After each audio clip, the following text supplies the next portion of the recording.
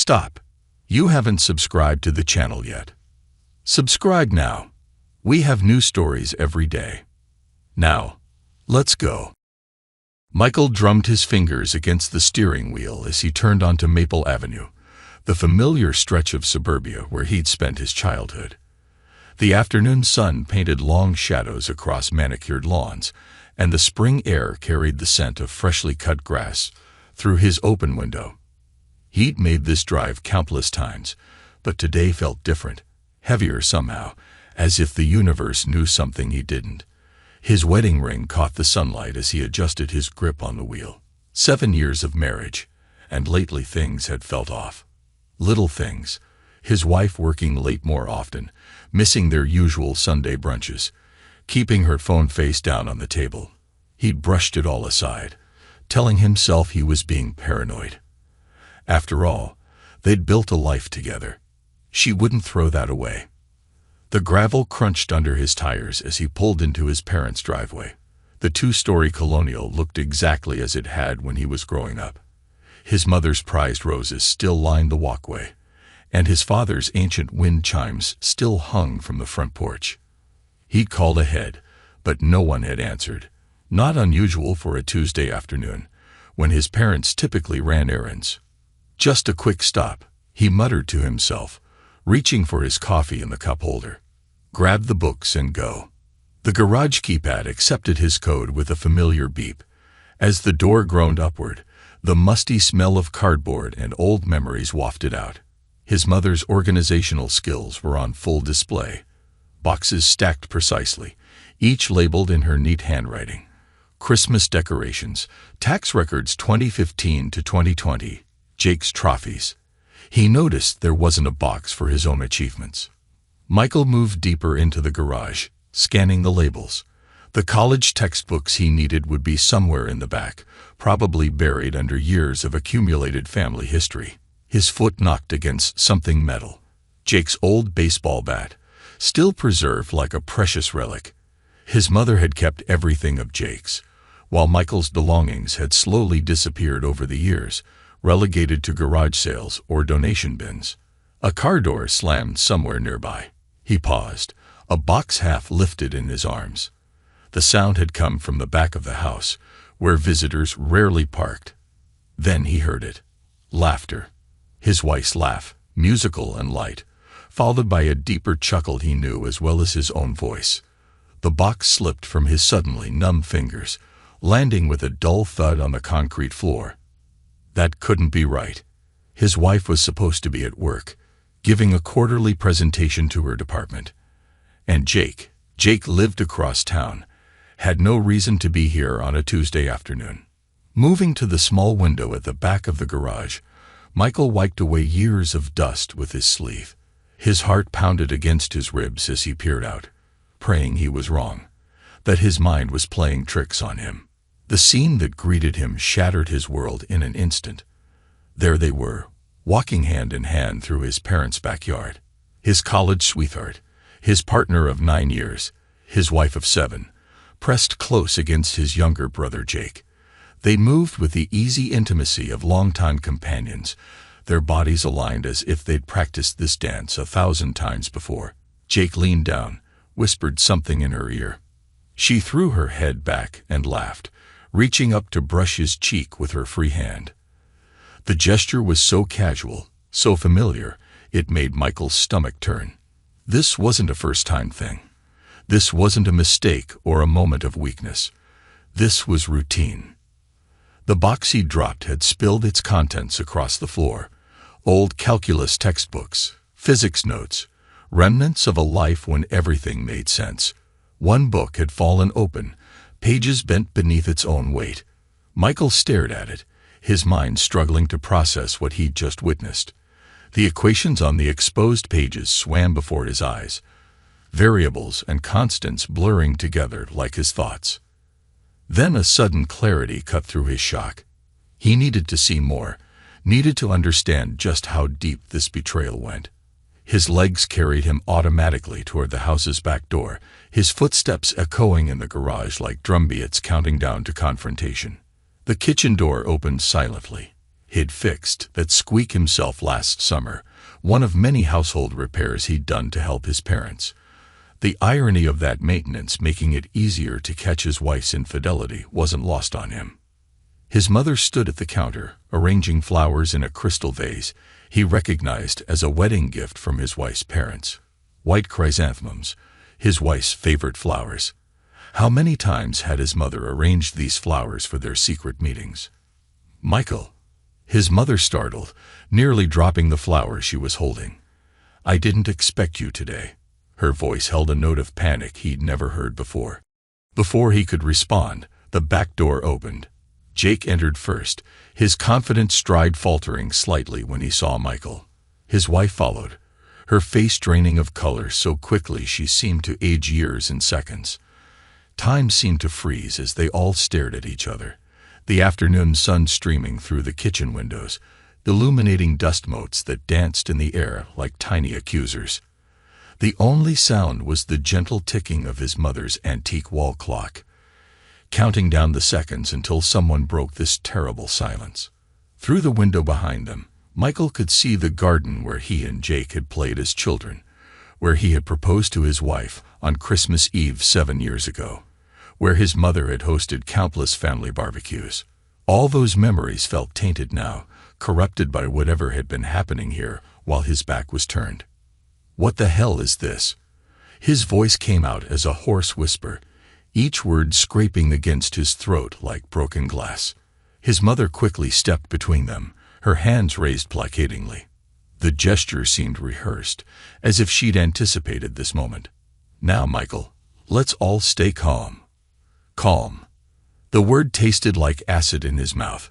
Each breath felt like inhaling broken glass. "You knew about this." His mother's expression shifted from concern to something harder, more familiar, the look she'd given him countless times growing up when he'd disappointed her. "These things happen, dear. Sometimes people just grow apart." Grow apart? Michael stared at his mother in disbelief, his hands clenching and unclenching at his sides. "They were sneaking around in your backyard. In my parents' house." "Don't be dramatic," his mother said, her tone taking on that dismissive edge he'd heard so many times before.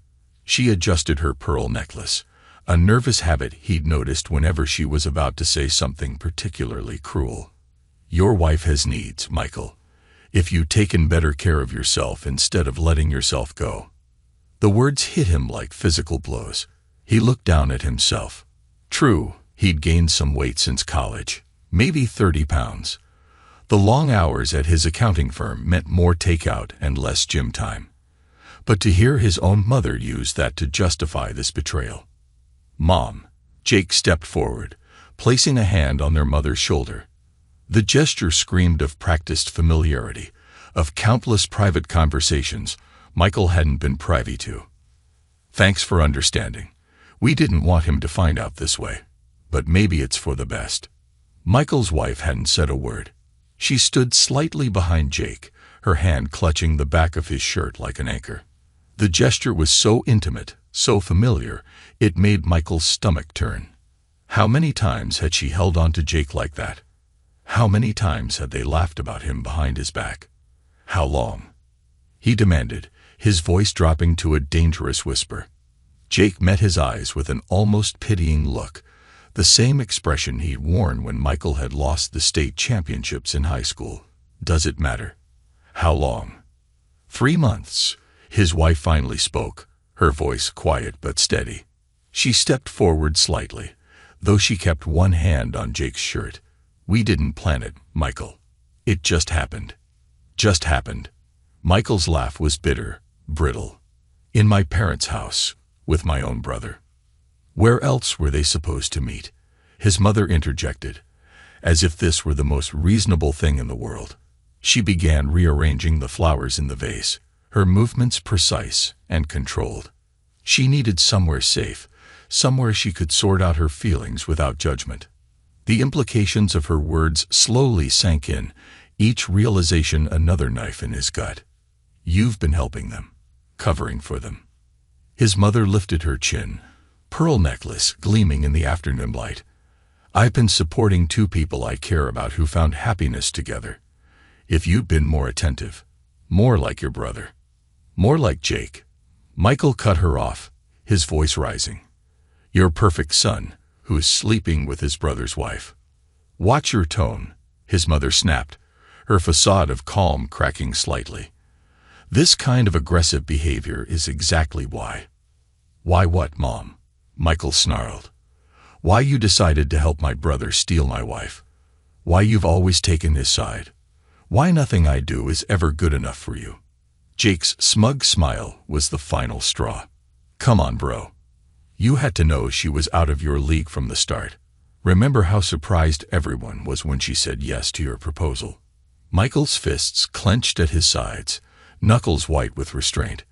The urge to lunge at his brother, to wipe that self-satisfied look off his face, was almost overwhelming. But something deeper, colder, was taking root inside him. This wasn't just betrayal, it was conspiracy. His own family had conspired against him. You're all dead to me, he said, his voice deadly calm. The words felt like ice in his mouth, but they carried the weight of absolute truth. All of you. Don't be melodramatic, his mother sighed, turning back to her flowers. This isn't helping anyone. Why don't we all sit down and discuss this like adults? I made your favorite coffee cake this morning. Discuss what? Michael's voice cracked like a whip. How you helped my brother seduce my wife. How you gave him a place to meet behind my back. Or should we discuss how you're actually defending them? His wife stepped forward, reaching for his arm. Michael, please. He jerked away from her touch as if it burned, backing up until he hit the counter. Don't you dare touch me. This is exactly why she came to me, Jake said, wrapping an arm around Michael's wife's shoulders. The possessive gesture made bile rise in Michael's throat. You've always had anger issues, bro. She deserves better than walking on eggshells around you. Anger issues. Michael's laugh was hollow. You slept with my wife. And I'm the one with issues. Language, his mother snapped. This is exactly what I'm talking about. Jake would never what? Never betray his family. Never lie. Never sneak around like a coward. That's enough. His mother's voice rose sharply. I won't have you speaking to your brother that way in my house. Michael looked at each of them in turn. His mother's disapproving frown, Jake's smug superiority, his wife's guilty but defiant expression. Everything he thought he knew about his family was crumbling around him, revealing the rot that had always lurked beneath the surface. You know what? Keep her, he said to Jake, each word precise and measured. You deserve each other. And Mom, congratulations, you finally have the perfect family you always wanted. Michael, wait, his wife called after him, but he was already walking away. Let him go, he heard Jake say. He'll calm down eventually. He always does. I'll make some tea. His mother's voice followed him. Jake, dear, help me with these flowers. Their voices faded as Michael walked out, each step carrying him further from the life he'd thought he had. In the driveway, he got into his car and sat there for a moment, hands gripping the steering wheel until his knuckles turned white. The afternoon sun still shone cheerfully, birds still sang in the trees, and his mother's roses still bloomed by the front walk. The world hadn't ended, even though it felt like it should have. But something had ended, his trust, his marriage, his place in this family. This wasn't over. Not by a long shot. The next 3 weeks passed in a blur of sleepless nights and meticulous investigation. Michael threw himself into understanding exactly what had happened, how long this betrayal had been festering beneath the surface of his seemingly normal life. Each new discovery was another crack in the foundation of everything he believed about his family. His first stop was a private investigator's office in downtown, a discreet storefront wedged between a coffee shop and a bail bonds office. The investigator, a former police detective named Martinez, listened without judgment as Michael laid out what he knew. 3 months, they admitted to, Michael said, sliding an envelope of cash across the desk. I want to know how long it really was. Martinez nodded, pocketing the envelope without counting it. They always minimize. Give me a week. That week stretched into 3 as the evidence mounted. Michael created a war room in his apartment's spare bedroom, pinning bank statements and phone records to corkboards, connecting events with red string like a detective in a crime drama. But this wasn't fiction. This was his life. And each new discovery was another knife in his back. The affair hadn't started 3 months ago. That was just when they'd gotten sloppy enough to almost get caught. Martinez's investigation uncovered restaurant charges and hotel bookings going back at least 6 months. Security footage showed Jake and Michael's wife meeting for lunch dates, shopping trips, weekend getaways disguised as work conferences. But the real betrayal lay in the text messages Martinez recovered, dozens of conversations between his wife and his mother, planning their meetups, coordinating schedules to avoid detection. His mother hadn't just covered for them. She'd been the architect of it all. "Your Tuesday book club is perfect," one message from his mother read. "Michael never questions it, and Jake can slip out of work early." Another, "Don't worry about the Christmas party. I'll keep Michael busy in the kitchen while you and Jake get some time alone." And the most stunning, "He takes after his father, always so oblivious. Some men just can't see what's right in front of them." Michael stared at the messages until the words burned into his retinas. His mother had orchestrated everything, from providing alibis to creating opportunities for their meetings. She'd hosted weekly coffee dates with his wife that were really covers for meetings with Jake. She'd helped them create alibis, warned them when Michael was asking questions, even advised them on how to handle them when the truth finally came out. The betrayal ran deeper than he'd initially imagined. It wasn't just an affair. It was a systematic campaign to deceive him, orchestrated by his own mother. The more he discovered, the more his anger crystallized into something harder, colder, more focused. One evening, as he was going through another stack of bank statements Martinez had obtained, something caught his eye. An old medical bill tucked between pages of account summaries. It was from 34 years ago, around the time of his birth. But it wasn't a hospital bill. It was from New Horizons Adoption Agency. Michael's hands trembled as he held the yellowed paper. The letterhead was faded, but the words were still clear. Final placement fee. Infant male. The date matched his birth month exactly. He sat back in his chair, the room suddenly spinning around him. Memories flooded his mind, taking on new meaning in light of this discovery. His mother's constant comparisons between him and Jake, the way she'd always emphasized how Jake had her eyes, her smile, while Michael just looked like himself. The family photos where he seemed slightly out of place, his features never quite matching his parents' or Jake's. "Jesus Christ," he whispered, running a hand through his hair. The weight of this new revelation pressed down on his chest like a stone. It explained everything. His mother's lifelong favoritism, her quick defense of Jake's betrayal, the casual cruelty she'd always shown toward him. He wasn't her son. He was an outsider, an intruder in the perfect family she'd wanted. With hands that shook slightly, he opened his laptop and navigated to a DNA testing services website. 4 kits, he decided. 1 for himself, 1 for Jake, and 2 for his parents. Getting their samples would be tricky, but he'd figure something out. He had to know the truth. He spent the next hour creating a detailed plan in his notebook. His mother's weekly bridge club would provide an opportunity to collect DNA from their coffee cups. Jake's gym habit meant regular water bottle disposal. It wouldn't be easy, but nothing about this situation had been easy.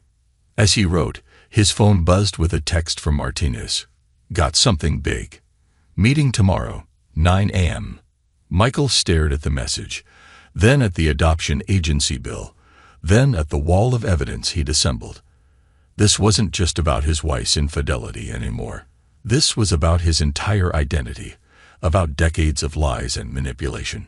Every memory of his childhood now needed to be re-examined through this new lens.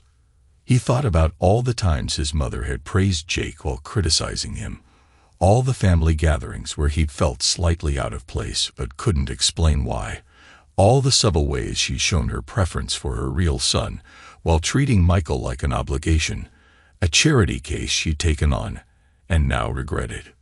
"You've always been different," she told him once during a particularly heated argument in his teenage years. At the time, he'd taken it as another criticism. Now he understood it had been a confession. Sitting in his apartment, surrounded by evidence of his family's betrayal, Michael made a promise to himself. He would uncover every lie, expose every secret, and make them all pay for what they'd done to him. The game they'd started with their betrayal was far from over. In fact, it was just beginning. They thought they'd broken him, but they'd only succeeded in setting him free, freed from the obligations of family loyalty, free from the constraints of conventional morality. They had created their own worst nightmare, and soon they would understand exactly what that meant. Michael smiled as he began to plan his next move. In his mind, he could already see the dominoes falling one by one, each revelation leading to another, until their carefully constructed world of lies came crashing down around them. They had no idea what was coming. Michael sat across from Detective Martinez in the investigator's cramped office, watching as the older man spread photos across his desk. Early morning sunlight filtered through dusty Venetian blinds, casting striped shadows across the evidence of Jake's secret life. "Your brother's been busy," Martine said, tapping one photo showing Jake entering an underground casino. 3 visits last week alone, always during his supposed lunch meetings. "Tell me everything." Michael leaned forward, his voice steady despite the anger simmering beneath the surface. Martins pulled out a thick folder. "Jake's got a gambling problem. A big one. He's been hitting underground poker games, illegal betting rings, the works. Based on my sources, he's in deep with some dangerous people." "How deep?" $200,000 minimum. Maybe more. Martinez slid over a spreadsheet of transactions. He's been moving money around, trying to cover his tracks, using company accounts to pay his debts. Michael studied the numbers, his accountant's mind quickly spotting the patterns. He's embezzling from his own firm, cooking the books like a master chef. Martinez handed him another document. He's created fake vendors, ghost contracts, the whole 9 yards, been doing it for months. His partners don't suspect anything. They trust him. That's always the key, isn't it? Michael's smile was grim, just like I trusted him. Martinez nodded. "Your brother's not just a cheater in his personal life. He's dirty all the way through." Michael absorbed this information, his mind already calculating angles, seeing possibilities. "Can you get me proof? Something concrete?" "Already did." Martinez patted a USB drive on his desk. "Everything's here. Bank records, witness statements, photos, recordings. Enough to ruin him professionally, and maybe even put him behind bars." "Perfect." Michael reached for his checkbook. "What else?" "There's more, about your wife and mother." Martinez hesitated. "You sure you want to hear it?" "Every detail." Martinez pulled out his phone, playing a recorded conversation. His wife's voice filled the small office. "I can't keep lying to him, Emma. Michael suspects something." His mother's reply was cold. "Then you're not trying hard enough." Michael's always been slow to catch on, just like when he was a child. "Remember what we discussed about the trust fund?" The recording continued, revealing a conversation about accessing Michael's inheritance early, plans to have him declared mentally unstable if he discovered the truth, his own mother and wife plotting to steal not just his marriage, but everything he had. "Those monsters," Michael's whisper was barely audible. "They were planning to take everything." "There's one more thing." Martinez handed him a final document. "I did some digging into that adoption agency lead you mentioned. Found this in their archived records." Michael stared at the paperwork, his hands trembling slightly. The document confirmed everything. He'd been adopted through New Horizons agency 34 years ago. But there was more. His biological parents hadn't given him up willingly. There were irregularities in the paperwork, suggestions of coercion and bribery. Your mother, Martine said carefully, used her family's influence to push through the adoption. There were other families ahead of them on the waiting list, but money talked. The whole thing was technically legal, but ethically. She bought me. Michael's voice was ice cold, like a designer handbag, then spent the rest of my life regretting her purchase. What are you going to do? Michael stood, gathering the evidence into his briefcase. I'm going to destroy them. All of them. But I need to be smart about it. He turned to Martinez. I need you to keep digging. Every skeleton, every secret, every weakness. I want it all. This kind of revenge, Martinez warned, it can consume you. Michael's smile was sharp enough to cut. Good, because I'm just getting started. He pulled out his phone, checking his calendar. Jake has a partners meeting next week. Time to light the first fuse. As he left Martinez's office, Michael's mind raced with possibilities. The evidence against Jake was just the beginning. He had the tools now to dismantle their entire world. Piece by piece, they'd taught him an important lesson about family. Now it was time to show them what a good student he'd been. He dialed his phone as he walked to his car. Mr. Phillips, this is Michael. I need to meet with the managing partners at Jake's firm. It's about financial irregularities I've discovered. Yes, it's serious. Very serious. The trap was set. Now it was time to watch them fall. The DNA test results arrived on a rainy Tuesday morning. Michael sat in his car outside his parents' house, the envelope heavy in his hands. He'd collected the samples 2 weeks ago. His mother's coffee cup from Bridge Club, Jake's discarded water bottle from the gym, his father's used tissues from a conveniently timed visit to drop off old photo albums. His phone buzzed. A text from Martinez. Partners meeting started. Package delivered. Michael smiled grimly. Right now, Jake's law firm partners were opening a detailed dossier of his brother's financial fraud and witness tampering. But that was just the appetizer. The main course sat in his hands, sealed in a clinical white envelope. The lab's logo stared back at him as he carefully opened it. His hands didn't shake. He was past that now. 3 pages of scientific analysis confirmed what he'd suspected. He shared no DNA with either of his parents. Jake, however, was their biological child. His phone rang. Jake's name flashed on the screen. You son of a... Jake's voice trembled with rage. What did you do? Having a rough morning, brother. Michael kept his tone light. Or should I even call you that? The partners just suspended me. They're talking about an ethics investigation. Was this you? Karma's funny that way. How's that gambling debt working out for you? A sharp intake of breath. How did you? 200 grand is a lot of money, Jake. Especially when you're stealing it from your own firm. Tell me, did you think about that when you were sneaking around with my wife? Listen to me very carefully. Jake's voice dropped to a threatening whisper. You have no idea what you're doing. If you don't stop this right now, You'll what? Michael interrupted smoothly. Tell Mom. Go ahead. I'm heading there now anyway. Time for a family meeting. He hung up as Jake sputtered threats, then dialed another number. Detective Romano. Yes, this is Michael. Remember that evidence of financial fraud I mentioned? I just sent it to your office. You'll find everything you need to start an investigation. The front door opened as he walked up the path. His mother stood there, phone in hand, face flushed with anger. Jake just called. What have you done? Michael brushed past her into the house. We need to talk. If this is about your brother's firm, you've gone too far. Oh, shut up.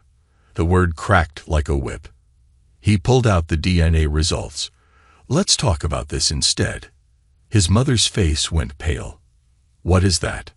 Proof. He slapped the papers down on her precious antique coffee table. Proof that I'm not your son, that I never was. You had no right. No right. Michael's laugh was bitter. That's rich coming from the woman who bought a baby on the black market. His mother sank into her favorite armchair, pearls clutched in one hand. You don't understand. We wanted another child. But after Jake. Save it. Michael circled the room, past the family photos he'd never truly belonged in. Martinez found the original adoption records, the irregularities, the bribes. You didn't just adopt me. You stole me. We gave you everything. His mother's voice rose shrilly. A good home, education, opportunities. You gave me scraps. Michael whirled on her. Everything went to Jake. Your love, your attention, your pride. It all went to your real son. I was just a backup plan. The spare. That's not true. Then why help him steal my wife? Why cover for their affair? Why spend 34 years making me feel like I was never good enough? His mother's face hardened. Because you weren't. Jake has always been exceptional. You try so hard, but you'll never measure up. I thought having another child would be like having another Jake, but instead we got you. The words should have hurt, but Michael felt only cold satisfaction. He'd finally gotten the truth. Well, congratulations, he said softly. Your perfect son is about to be arrested for fraud. His law career is over. And this, he held up the DNA results. This is just the beginning. What are you planning? Fear crept into her voice. You taught me an important lesson, Mother. Family isn't about blood. It's about power, who has it, who doesn't, and what you're willing to do to keep it. He moved toward the door. I'm going to take everything from you and Jake. Your reputation, your standing in the community, your precious family name, all of it. You wouldn't dare, after everything we've done for you. Done for me. Michael's voice was deadly quiet. No, what you've done is create your own worst enemy. And now you get to watch as I tear down everything you've built. His mother stood, trembling. I'll stop you. Whatever it takes, I'll protect Jake. Like you protected him when he took my wife. Michael shrugged. Go ahead. Try to stop me. But remember this moment, when you chose him over me one last time. Because everything that happens next, it's on you. He walked out, leaving her clutching her pearls in her perfect living room. His phone buzzed again. Martinez, with an update about Jake's firm. The police were already on their way. Michael smiled as he got into his car. Phase 1 was complete. His brother's career was in ruins, his mother's world was cracking, and he was just getting started. They'd spent years making him feel like an outsider in his own family. Now they'd learned just how dangerous an outsider could be. Michael watched the evening news from his apartment, a glass of whiskey, untouched, beside him. On screen, Jake was doing the perp walk, suit jacket draped over his handcuffs as police led him from his law firm's building. His phone rang. His wife's name flashed on the screen. What have you done? Her voice shook with anger and fear. They're saying Jake embezzled money, that he tampered with evidence. All true. Michael cut her off. Every word of it. Your boyfriend's going to prison. You can't do this to him. I didn't do anything. Jake did this to himself. I just made sure everyone found out. He took a slow breath. But since you called, there's something else you should know. I'm not just divorcing you. I'm suing you and Jake for emotional distress and alienation of affection. You're what? She sounded genuinely shocked. Michael, be reasonable. Reasonable? He laughed. Like when you were sneaking around with Jake behind my back, or when you were plotting to have me declared mentally unstable. A sharp intake of breath. How did you? I have the recordings. You and my mother planning to steal my inheritance. A very thorough plan. Shame it's all falling apart now. Those conversations were private. Nothing's private anymore. Not for you, not for Jake, not for any of you. He stood, walking to his evidence wall.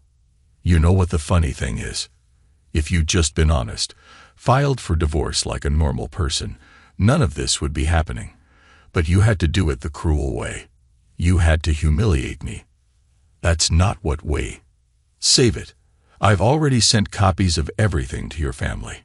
Your father was particularly interested in the recording where you discussed stealing my inheritance. Guess those Sunday dinners at your parents' house are going to be a bit awkward now." A sob caught in her throat. "Please, Michael, we can work something out. Like you worked things out with Jake, behind my back." His voice hardened. "The lawsuit papers will be delivered tomorrow. Oh, and since Jake's about to lose his law license, you might want to start looking for a good attorney. I hear the partners at his firm aren't feeling very charitable right now." He hung up as she began to plead, then dialed Martinez. "How's our friend doing?" "Jake's looking at serious time," Martinez replied. "The DA's building a strong case. Your brother's partners are cooperating fully. Turns out they don't appreciate being stolen from. And the gambling debts. His creditors are getting nervous. Without his job, without access to the firm's accounts." Martinez let the implications hang. "Good." Michael checked his watch. "What about the other matter?" "Your mother's been busy. Made 3 calls to her lawyer today, 2 to the family doctor. Looks like she's trying to build a case that you're mentally unstable, just like she planned." Michael smiled. "Perfect. Keep monitoring everything. I want to know every move they make." After hanging up, he opened his laptop, checking his emails. The local society pages had already picked up the story of Jake's arrest. His mother's carefully cultivated social circle would be buzzing with gossip. The doorbell rang. Michael checked the security camera feed on his phone. His father stood in the hallway, looking older than Michael had ever seen him. He opened the door but didn't invite him in. "Dad." "Son." His father's voice was rough. "We need to talk." "About what?" "How you and Mom bought me on the black market, or how you stood by while she favored Jake all these years." His father flinched. "I know you're angry." "Angry doesn't begin to cover it." Michael leaned against the doorframe. "Did you know about Jake and my wife?" A long pause. "No, not at first. When I found out, You did nothing. Just like always. Your wife is a manipulative sociopath who's about to learn some hard lessons about karma." Michael straightened up. "Why are you really here, Dad?" His father pulled an envelope from his jacket. "Your mother doesn't know I'm here. These are the original adoption papers, the real ones, not the sanitized version we filed with the court. They show everything. How we got you, who helped cover it up." Michael took the envelope. "Why give me this now?"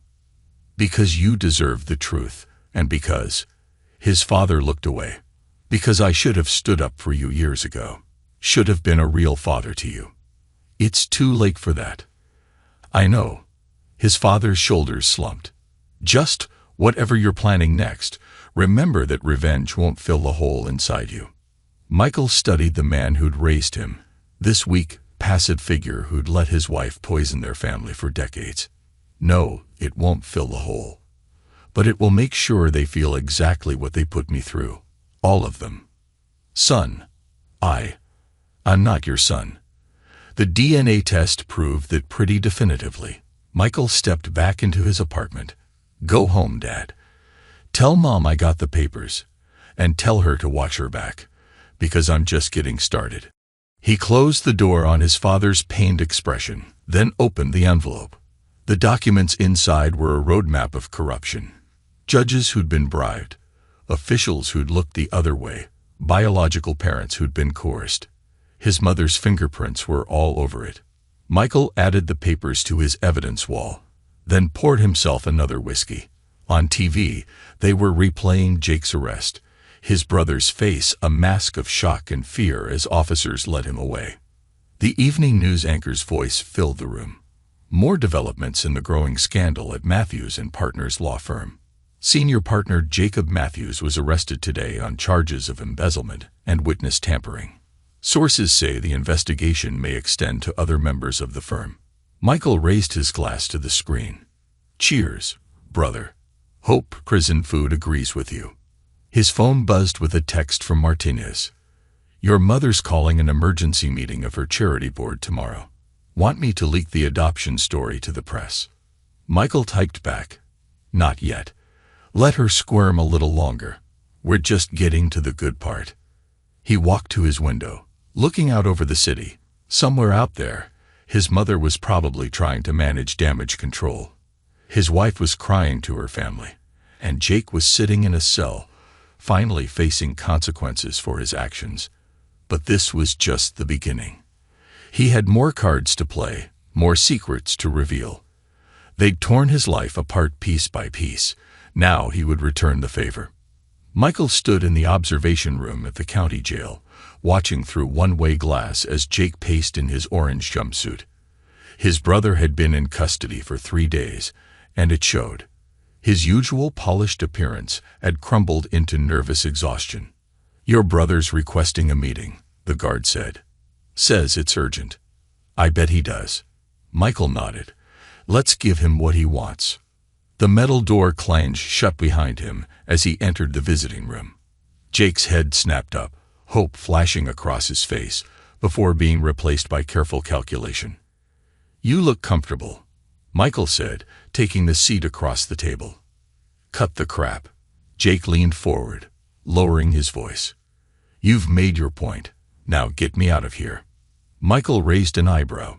"Why would I do that?" "Because I'm your brother, damn it." Jake slammed his hand on the table. A guard shifted, watching closely. "You've had your revenge. Isn't this enough?" "Enough?" Michael's laugh was cold. "You slept with my wife, stole from your firm, and think 3 days in jail makes us even. I can make it right." Jake's voice took on a desperate edge. "The firm, they'll drop the charges if I pay everything back. Mom's willing to help with the money." "Of course she is. Her golden boy needs saving." "What do you want from me?" Jake's facade cracked further. "An apology." "Fine. I'm sorry. I never should have." "Spare me." Michael held up a hand. "You're not sorry you did it. You're sorry you got caught. There's a difference." "The gambling debts," Jake whispered, glancing at the guards. "These people, they're not like your PI friend. They'll kill me if I can't pay." "Sounds like a personal problem." "Jesus Christ, Michael." Jake's voice rose. "You want to destroy me? Fine. But Mom's having a breakdown. Dad's a mess. Your wife is being sued for every penny she has." Michael smiled. "How's that going, by the way? Her family must be thrilled about the recordings." Jake slumped in his chair. "You've changed. The Michael I knew would never. The Michael you knew died the day he caught you and Mom in the backyard." He stood up. "You want to know the funny part? I found out I'm not even your real brother. Mom and Dad bought me." "Explains a lot, doesn't it?" "What are you talking about?" "DNA doesn't lie, Jake, unlike this family." Michael moved toward the door. "Enjoy prison. I hear they love corrupt lawyers inside." "Wait." Jake's handcuffs rattled as he stood. "These people I owe money to. They'll come after the family, after Mom." "Again, not my problem." Michael knocked for the guard. "You chose this path, brother. Now you get to walk it alone." Back in his car, Michael checked his phone. 3 missed calls from his mother, 2 from his wife, 1 from Martinez. He dialed the PI first. "Got something big," Martinez said without preamble. "Your mother's been busy. Made 4 calls to that adoption agency contact from 30 years ago, the one who helped arrange everything." "Yeah, guy named Reynolds. Still works there." "Here's the interesting part," Martinez continued. "He's on the board of your mother's favorite charity, the one she chairs." Michael smiled. "Let me guess, she's trying to buy his silence." "Bingo. Meeting set for tomorrow at the country club. Want me to make sure the press knows about it?" "No." Michael started his car. "I'll handle this one personally. Send me everything you have on Reynolds." Time to add another piece to the board. He drove to his office, where a wall of evidence had grown into a war room. Photos, documents, and sticky notes covering every surface, each piece a weapon in his arsenal of revenge. His phone buzzed with a text from his wife. "Please, we need to talk. I'm staying at my parents' house. Just give me one chance to explain." He ignored it, focusing instead on the latest addition to his wall, a photo of Thomas Reynolds, the adoption agency official who'd helped his mother buy him 34 years ago. The man looked exactly like what he was, a bureaucrat who'd spent decades profiting from other people's desperation. Michael's desk phone rang, his private line. "Mr. Matthews," a nervous female voice said. "Amanda from the Westbrook Country Club. Mrs. Matthews asked me to confirm your attendance at tomorrow's charity board meeting. She says it's vital you be there." "Did she now?" Michael leaned back in his chair. "Tell her I wouldn't miss it for the world." He hung up and pulled up his mother's charity organization on his laptop. The Westbrook Foundation for Children's Welfare. The irony was almost too perfect. His office door opened. Martinez walked in, carrying a thick folder. "Everything on Reynolds," the PI said, dropping the file on Michael's desk. "Guy's got skeletons in his closet going back decades. Used the adoption agency to run a nice little side business in baby brokering. Your mother wasn't the only one he helped, not by a long shot." Martinez tapped the folder. Reynolds kept records, detailed ones, insurance, in case anyone tried to expose him. But he missed one thing. Michael guessed. Martinez pulled out a single sheet of paper. "Your mother kept her own insurance. Found this in a safety deposit box she opened right after your adoption." Michael scanned the document, his smile growing colder. A confession. Reynolds admitted to everything in writing. The bribes, the forged papers, the threats to biological parents. "Your mother's smart," Martinez said. "She made sure she had leverage over everyone involved. And now we have leverage over all of them." Michael stood, gathering the papers. "Time to prepare for tomorrow's meeting. Mom wants to play charity queen. Let's see how she handles a very public dethroning." He spent the next hour reviewing Reynolds' files, building a precise picture of the man's crimes. 3 decades of selling babies to wealthy families, using his position at the adoption agency as cover. His mother was just one client among many, but tomorrow she'd be the one who brought it all crashing down. His phone buzzed again. His wife, still trying to reach him. He thought about their last conversation, her pleas for mercy falling on deaf ears. She had chosen her side. Now she could share in Jake's downfall. Tomorrow would be the beginning of the end. His mother's carefully constructed social world was about to implode, taking her reputation, her power, and her precious charity with it. And Michael would be there to watch it burn. The game was entering its final phase. All the pieces were in place. Now it was time to deliver the killing blow.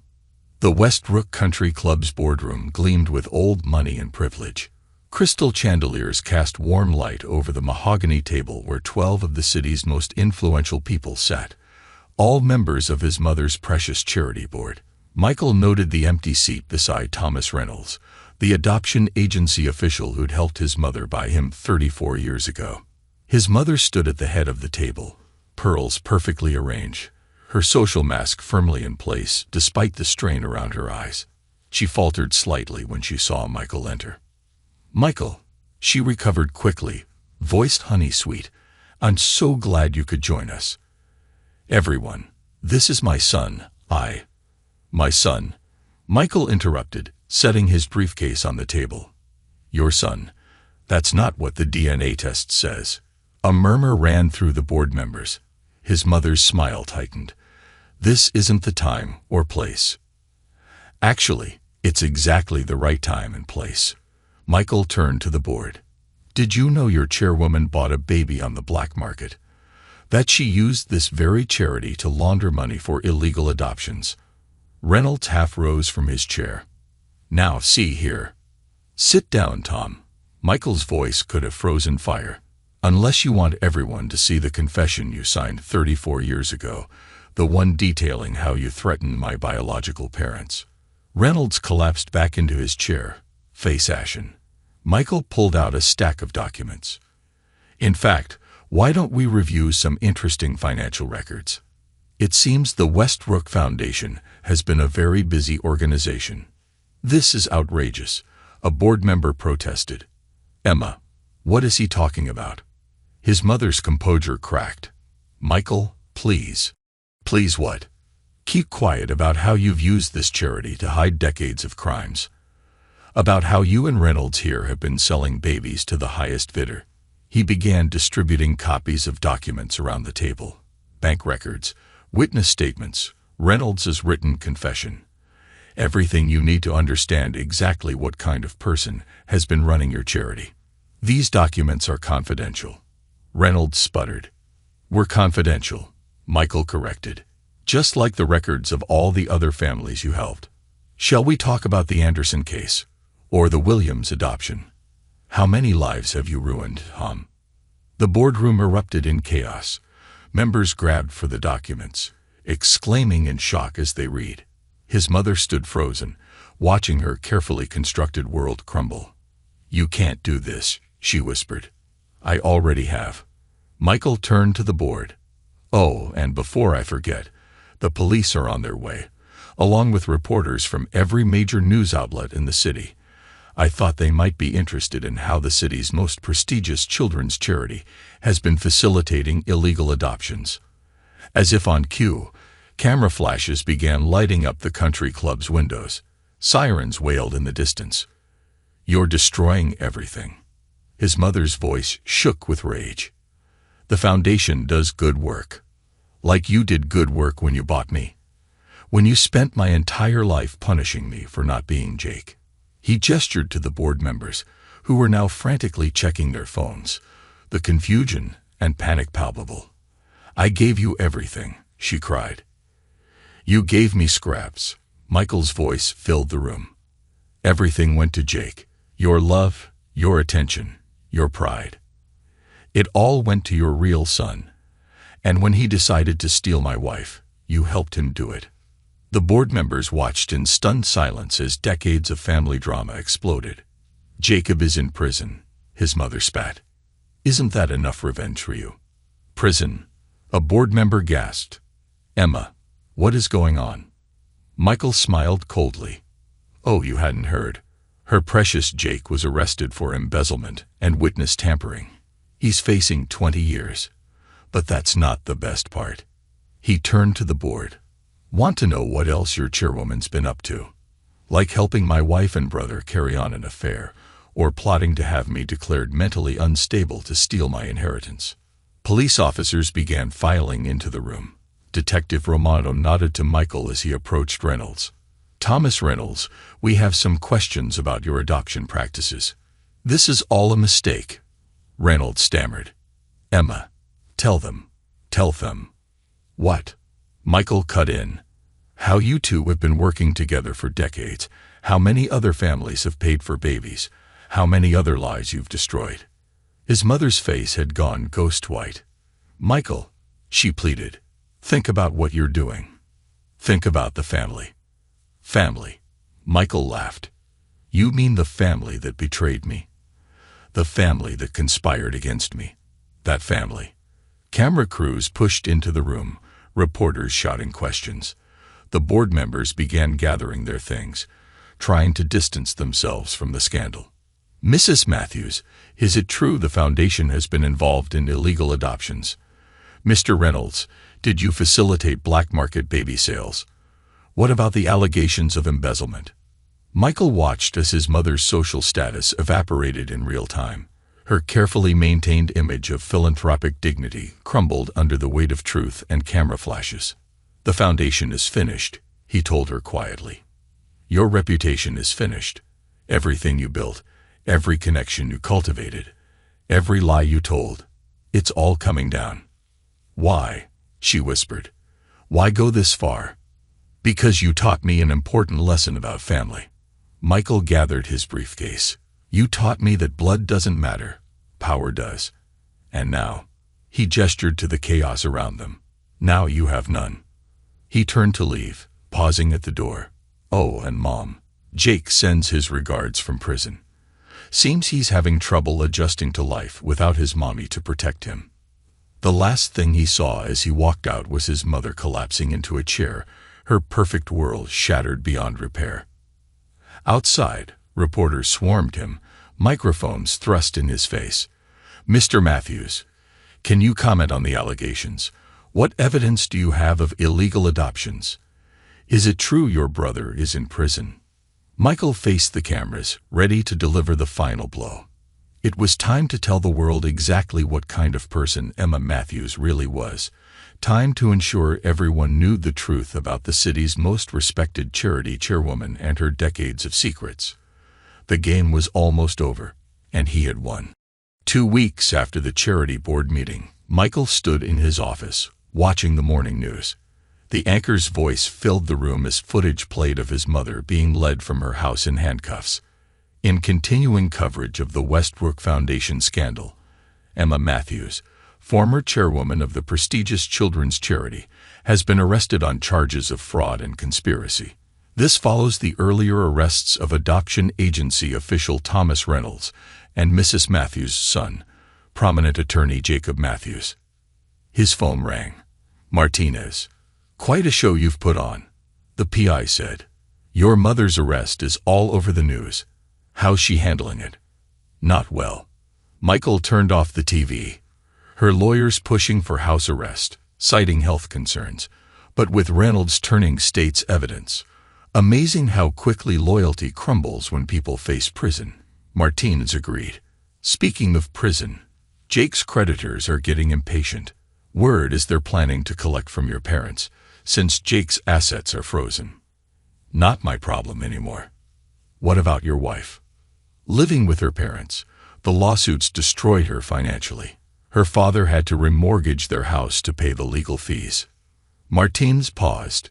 "She tried visiting Jake in prison yesterday. They denied her access. Seems Jake told the guards he doesn't want to see her anymore. Trouble in paradise." "More like reality setting in," Michael said quietly. "Prison has a way of changing perspectives." A knock at his office door interrupted them. "I'll call you back," Michael said, hanging up. His father stood in the doorway, looking aged beyond his years. "Can we talk?" Michael gestured to a chair. His father sat heavily, pulling out a folded newspaper. The headlines screamed, "Charity chair arrested, decades of fraud exposed." "Your mother's lawyer called," his father said quietly. "They're offering a deal. If you drop the lawsuit against your wife, agree not to testify." "Not happening." "Son." "Michael," his father corrected himself, voice thick with regret. "Haven't they suffered enough?" Michael leaned forward. "Let's review what they've suffered, shall we? Jake's in prison for crimes he actually committed. Mom's facing charges for fraud she actually perpetrated. My wife's broke because she chose to betray me. How is any of that my fault?" "The family name." "Isn't my family name, is it?" Michael's eyes flashed. "The DNA test proved that clearly." His father slumped further. "We loved you. Maybe not the way we should have, but we did." "No, you didn't. You tolerated me. Mom resented me, and Jake saw me as something to compete with, then something to steal from. I should have stopped it," his father admitted. "Should have stood up to your mother years ago. But you didn't. You watched her favor Jake, watched her tear me down, watched her help them destroy my marriage. You watched everything and did nothing. I was weak." "Yes, you were." Michael stood. "And now you get to watch everything crumble. The house is being seized as evidence. Mom's social standing is destroyed. Jake's career is over. The family name you're so worried about, it's going to be synonymous with fraud and corruption." His father pulled out one more document. "There's something else you should know about your biological parents." Michael held up a hand. "Stop. I don't want to know. But they might want to meet you. Form a relationship." Michael laughed bitterly. "I've had enough family to last a lifetime." "They were good people," his father pressed. "Your mother and Reynolds. The threats they used. It's all coming out in the trial." Michael moved to the door. "Go home, Dad. Take care of Mom. She's going to need it when the press camping outside finally gets a comment from her." After his father left, Michael returned to his evidence wall. Most of the documents had served their purpose now, but he kept them as reminders. His phone buzzed with a text from his wife. "Please, we need to talk.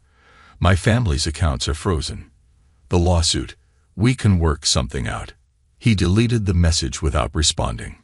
Let her sit in her parents' house, dependent on their charity, watching her comfortable life slip away. Let her live with the consequences of her choices. His desk phone rang. Detective Romano. "Thought you'd want to know," the detective said. "Reynolds is talking. Gave us everything on the adoption scams. Your mother's going away for a long time. And Jake. The DA's offering 20 years with the evidence you provided about the witness tampering. He doesn't have much choice but to take it." Michael hung up and walked to his window. From his office, he could see the courthouse where Jake would be sentenced next week, the country club where his mother's empire had crumbled, the expensive neighborhood where his wife was hiding at her parents' house. All the pieces of their lives scattered and broken, just like they'd broken him. His secretary buzzed in. "Mr. Matthews," a reporter from the Times on line 1. "They want a comment about your mother's arrest." "Tell them no comment," Michael said, turning from the window. "I've said everything I need to say." That evening, Michael drove to his parents' house one last time. He parked across the street, watching as police evidence teams continued their search. Crime scene tape wrapped the property like Christmas ribbons. News vans lined the street, hungry for any glimpse of the disgraced society queen. The roses his mother had tended so carefully were wilting, untended since her arrest. The precious lawn where she'd hosted charity events was trampled by police boots and camera crews. The perfect facade she'd maintained for decades was cracking, revealing the rot beneath. This house, this shrine to family lies, had witnessed it all. His wife and brother's betrayal, his mother's manipulation, years of favoritism and cruelty disguised as love. Now it was just another crime scene. Michael smiled as he drove away.